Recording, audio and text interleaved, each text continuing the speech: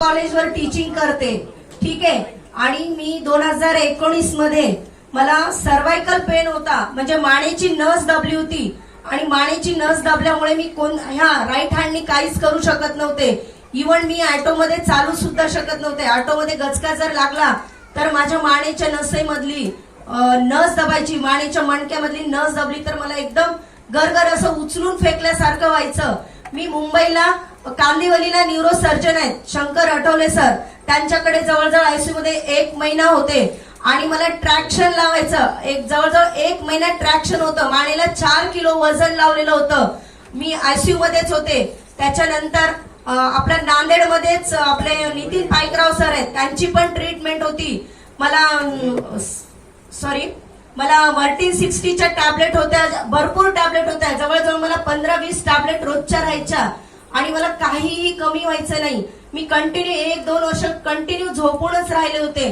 त्याच्यानंतर आपल्याच रियांश मधल्या सोळंके मॅडम कडनं मला अमृत ज्यूस लाभलं आणि अमृत ज्यूस घेतल्यामुळे मला एक 8 दिवसामध्ये फरक जाणवला आणि ते फरक एवढा चांगला होता की मी आताही सध्या मला हात वगैरे असं म्हणजे काहीच होत नाहीये। इव्हन माझ्या टोटल टॅबलेट सुद्धा बंद आहेत, मी एकही आता टॅबलेट घेत नाही। आणि असं कोणताही व्यक्ती नाही जे आपल्याला आजार आहेत आणि आजार असेल आणि खोटं कधी सांगू शकत नाही, कारण माझ्या पूर्ण फाईल्स वगैरे आहेत, जवळजवळ असं एवढा बंच जमलेला आहे माझ्याकडे।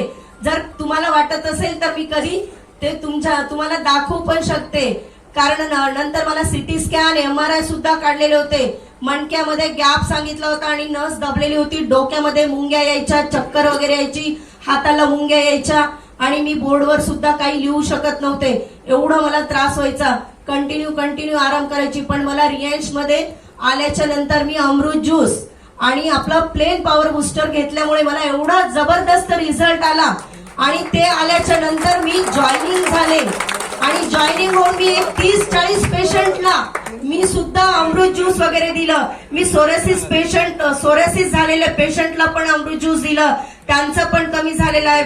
डबल फेस पॅरालिसिस झाला होता, शेख सर म्हणून आहेत, त्यांना पण अमृत ज्यूस दिलं होतं, त्यांचं पण कमी झालेलं। असे भरपूर रिझल्ट घेतलेले आहेत। त्यामुळे मी आपले मिस्टर मधुकरजी जाधव सरांना